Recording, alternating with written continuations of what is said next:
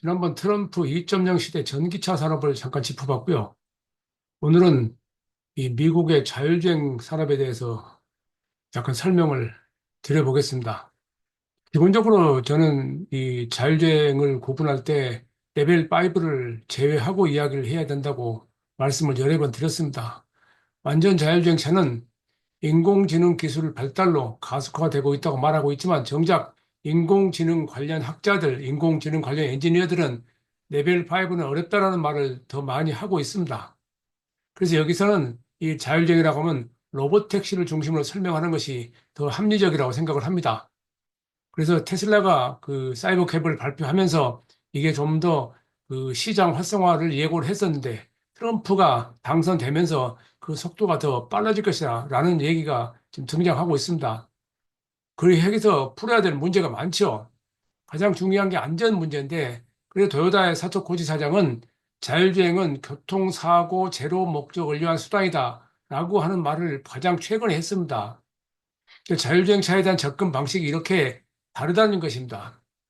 그래서 가장 그 개방적인 것이 지금은 중국이고요. 그다음에 미국이죠. 한국은 아직은 여기에 대해서 이제 일부 로보택시가 시험 운행되고 있는 정도인데 과연 이것이 어떻게 될까요? 우선은 미국 상황을 좀 짚어보고 그런 상황이 어떻게 진행될 것인가를 살펴보겠습니다. 일단 중요한 게 트럼프가 이미 이 자율주행 관련 규제를 완화를 하겠다라고 발표를 했죠. 기존에는 혁신도 좋지만은 안전이 우선이다라는 말을 해왔었습니다. 그 균형을 이루한다 그런 얘기했죠. 그런데 이 트럼프는 이 친기업 기조를 표명하면서 자율주행 기술을 더 빨리 도입하겠다라고 하는 이야기를 하고 나섰고 그와 관련 움직임이 이미 시작되고 있습니다. 그래서 여러 가지 규제를 풀고 투자를 늘리고 혁신을 장려하는 그런 것들이 예상이 됩니다. 모든 게 부정적인 것만 있는 것은 아니죠. 긍정적인 면이 있죠. 그러나 그 긍정적인 면이 어디까지인지 짚어볼 필요가 있을 것 같습니다. 그래서 우선 중요한 게 미국 연방정부 역할인데 미국은 지금 주정부가 주로 이 관련된 이 제도를 시행하고 있습니다. 그런데 그것도 일관성이 없습니다. 뒤죽박죽이라는 표현이 나오고 있습니다. 그런데 이게 이제 미국 연방정부 교통부가 이 기존의 정책하고 인프라를 새롭게 평가할 것이라고 하는 의견들이 미국의 여러 미디어들에서 나오고 있습니다. 그래서 테스트 절차라든가 안전 요구사항, 보험, 책임, 이 관련 문제를 풀어야 한다는 얘기죠. 물론 이제 그것을 모든 것을 뒤엎는 게 이제 규제 간소화란 말로 지금 이 포괄하게 되고 있습니다. 그래서 어쨌든 이게 궁극적으로 안전에 대한 확보가 되지 않으면 안 된다는 그 전제가 돼야 되는 것인데 그것이 어떻게 될 것인가가 상당히 관심을 끌고 있습니다. 그래서 지금 연방정부하고 주정부 규정이 조화를 이루는 게 가장 중요한 문제인데 이게 이제 이 주정부도 마찬가지로 공화당에 지금 대부분 집권을 하게 된 상황에서 과연 그 뜻대로 되느냐 하는 것에 대해서 과거에 우려가 있었는데 지금은 어쨌거나 속도가 빨라질 것이다 하는 그런 얘기가 나오고 있는 것이 현실입니다. 그런데 이미 한번 제가 말씀드렸듯이 미국의 제이디 파워가 미국 시민들 대상으로 자율주행차에 대해서 신뢰도를 조사했었는데 신뢰도 점수가 100점 만점에 39점 정도밖에 안 됐습니다. 그래서 안전성 등에 대해서 83%가 통계가 낮다고 응답을 했습니다. 믿지 못한다는 얘기입니다.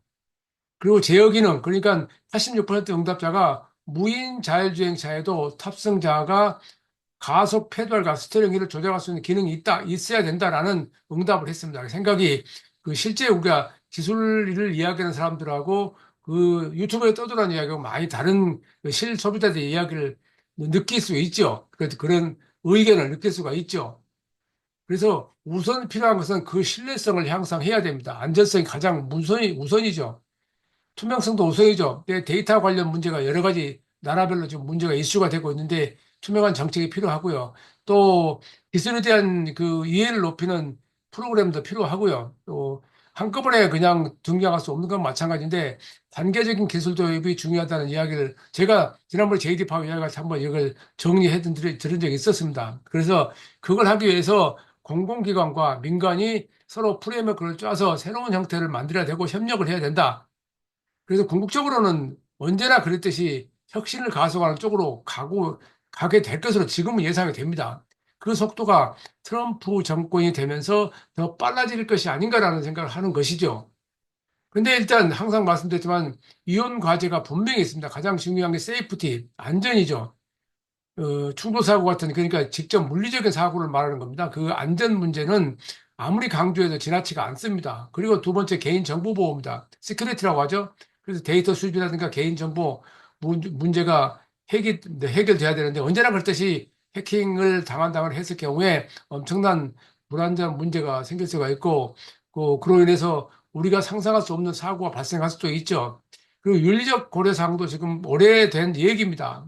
그러니까 그 프로그래밍에다가 앞에 장애인으로 나타났을 때 그걸 어떻게 대피하느냐.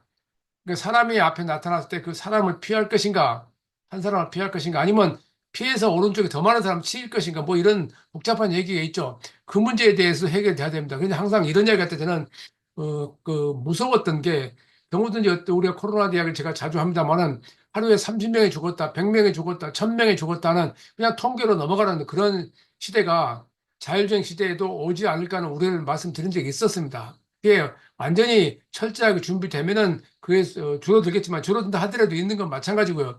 또 과연 급하게 수익성을 올리고자 하는 기업체 입장에서 그것을 완전하게 할 수 있을까 하는 문제가 대두됩니다. 그래서 책임 소재도 확실히 가려야 하는 것들이 나타나고 있죠. 그러니까 사고가 발생했을 경우에 그 차주인이 그 사고 책임을 져야 되느냐, 잘못 자동차를 만든 자동차 회사가 책임을 져야 되느냐, 아니면 정부가 인프라를 구축 제대로 하지 않은 정부가 책임져야 되는, 아직은 막연한 상태입니다. 이 문제도 해결하는데 시간이 걸리겠죠. 그렇게 하루아침에 해결되는 문제는 아닙니다.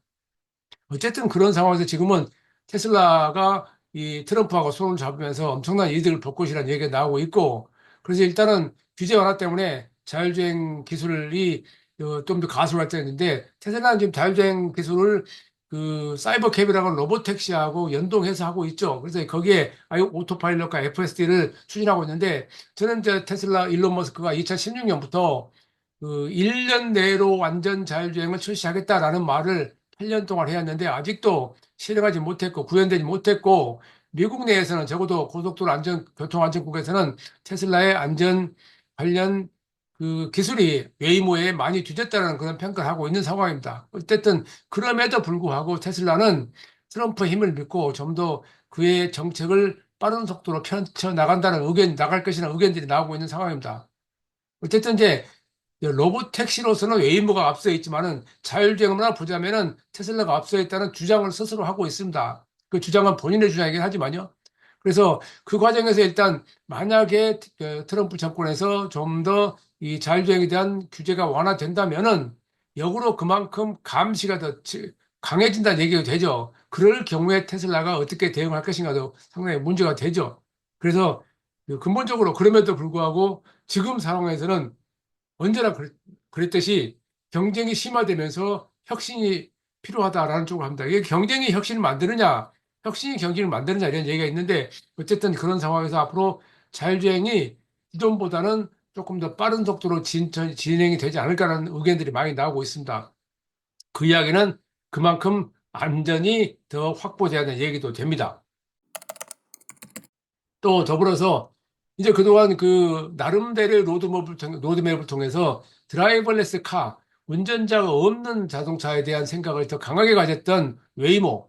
이것은 이제 테슬라하고 좀 비교돼요. 테슬라 오토노머스 비이클이라고 그러죠. 이게 이 뜻이 사고 방지를 위해서 시작했던 웨이모하고 구글 웨이모하고 그 자체를 산업으로 삼았던 테슬라하고 많이 다른 점인데, 그 어쨌든 웨이모나 GM 크루즈, 오로라, 죽수, 뭐 루로 많죠. 현대자동차가 투자한 모셔널 같은 경우도 그동안 약간 주춤거렸었는데 이를 계기로 뭔가 좀 사업이 또 활성화될 수 있지 않을까 이 얘기도 벌써 나오고 있습니다. 그러니까 어쨌든 그들이 사업하는 방식이 대부분은 로봇 택시부터 시작을 할 것이다라는 경우도 있고, 여기 위에 있었던 노로 같은 경우는 실제 물리적인 차를 만들지 않고 시스템 판매 회사로 이제 회사 전환을 했죠. 그러니까 이게 어떻게 될지 이제 두고 봐야 되는데, 이 모든 것들이 필요할 때 연방정부, 그러니까 트럼프 행정부의 그 정책만으로 모든 것이 해결되지는 않습니다. 연방정부가 그 어떻게 그것을 허가하느냐가 많이 달려 있고요. 또 중요한 것은 데이터를 많이 더 축적해서 AI로 하든 뭘로 하든 뭐 하드 코딩으로 하든 뭐 엔드 투 엔드 방식으로 하든 데이터가 많이 필요한데 그 데이터 축적의 가장 우위에 있는 것이 중국이죠. 중국은 엄청난 데이터가 모든 것들을 가능하게 하는데 미국이 과연 이런 상황에서 이 모든 안전성을 확보할 수 있을 것인가 문제인데 어쨌든 그럼에도 불구하고 웨이모라든가 뭐 GM 크루즈 이런 회사들이 테슬라와 더불어서 좀 더 사업하는데 속도를 낼 수 있지 않을까 하는 지금 의견들이 미국 내에서 나오고 있습니다. 대부분 다 긍정적인 것으로 보는 입장에서 그런 것이고요. 이 문제를 해결하기 위해서 앞서 말씀드렸듯이 이제 그 신뢰도가 미국 소비자들 신뢰도가 높지 않다는 것인데 그 윤리적 문제를 필요해서 안전기준 투명성 확보 소비자 교육이 아까 말씀드렸던 내용인데 이것이 제가 지난주에 미국에 가서 그 몇 차례 그 우버를 사용해 보고 했던 것을 느꼈던 것이 도심과 지방 도시는 너무 많은 차이가 나고요. 지방 도시에서는 그 지방 도시의 주 정부에서 이 자율주행을 어느 선까지 허용할 것인가는 상당히 복잡한 문제죠. 그것이 우리가 생각했던 대로 간단하게 해결될 수 있는 문제는 아닙니다. 그래서 우선 지금 하고 있듯이 샌프란시스코, 라스베가스, 그 LA, 그뭐 오스틴이나 넓어진다고 그러나 애틀란타로 지금 확대한다고 그러나요? 몇 개 도시 밖에 지금 그것도 도심 내에서 한정된 지역. 그 피닉스는 도심에서 공항까지가 지금 허용이 됐어요. LA도 일부 고속도로 허용이 됐고요.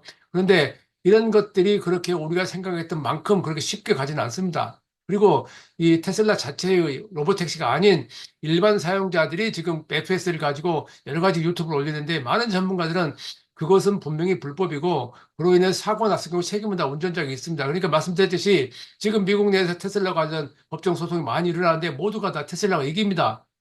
그건 테슬라의 자동차 사용 설명서에 이 차는 완전 자율주행차가 아니고 여러분이 전방을 주시하고 책임져야 한다는 그런 문구가 있기 때문에 그렇습니다. 그런 상황이 그렇게 하루아침에 해결될 문제는 아닙니다. 그래서 저는 로보택시부터 먼저 시작될 거라고 이야기를 해왔었는데 어쨌든 트럼프 정권에서 그것이 과연 어떻게 될지는 두고 봐야 되겠지만은 만약에 그것이 좀 더 극단적인 방향으로 나가서 일반인 자동차들도 그 FSD 또는 오토파일럿을 가지고 뭐 손을 놓고 운전해도 된다라는 식으로 되게 된다면은 어쩌면 더 많은 혼란이 있지 않을까 그런 생각도 합니다.